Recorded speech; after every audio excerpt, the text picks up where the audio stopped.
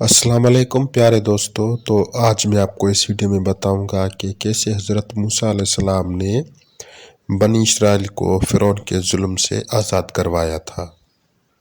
तो जब फ़िरौन की हुकूमत आई और वो खुद को ज़मीनी खुदा कहलवाने लगा और बनी इसराइल पे हद से ज़्यादा जुल्म और तशद्दुद करने लगा, तो अल्लाह ताला ने अपने प्यारे नबी हज़रत मूसा अलैहिस्सलाम को भेजा।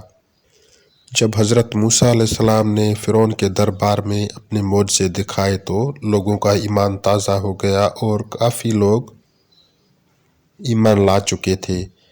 तो उसके बाद जो फ़िरौन था उसका जो जुल्म था और भी ज़्यादा बढ़ गया उन लोगों पे। तो जब बनी इसराइल पे जुल्म की इंतहा हुई तो अल्लाह ताला ने हज़रत मूसा अलैहिस्सलाम को हुक्म दिया कि बनी इसराइल को यहाँ से लेके निकल जाओ।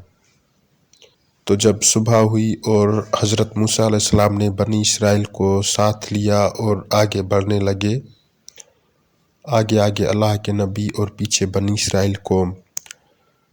तो जब सामने देखा दरिया नील था और सब वहाँ पे रुक गए और पीछे से फ़िरौन को भी खबर हो गई कि हज़रत मूसा अलैहिस्सलाम जो है वो सब बनी इसराइल को लेके यहाँ से जा चुके हैं। तो फ़िरौन ने अपना लश्कर जो था वो तैयार करवा लिया और वो भी पीछे आ रहे थे। तो सामने जो नील दरिया था वो बह रहा था और बनी इसराइल कौम कह रही थी हज़रत मूसा अलैहिस्सलाम को कि आपने क्या कर दिया, अब पीछे फ़िरौन आ रहा है और वो हमें कत्ल कर देगा और आगे भी रास्ता नहीं है, अगर आगे जाएंगे तब भी मारे जाएंगे। तो हज़रत मूसा अलैहिस्सलाम ने कहा कि अल्लाह ताला हमें कभी भी तन्हा नहीं छोड़ेगा, अल्लाह पे भरोसा रखो।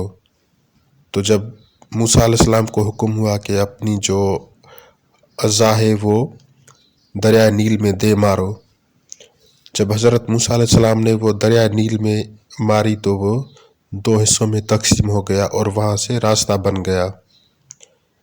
फ़िरौन जो पीछे अपने लश्कर के साथ आ रहा था तो वो ये सारा मंज़र देख रहा था अपनी आँखों से।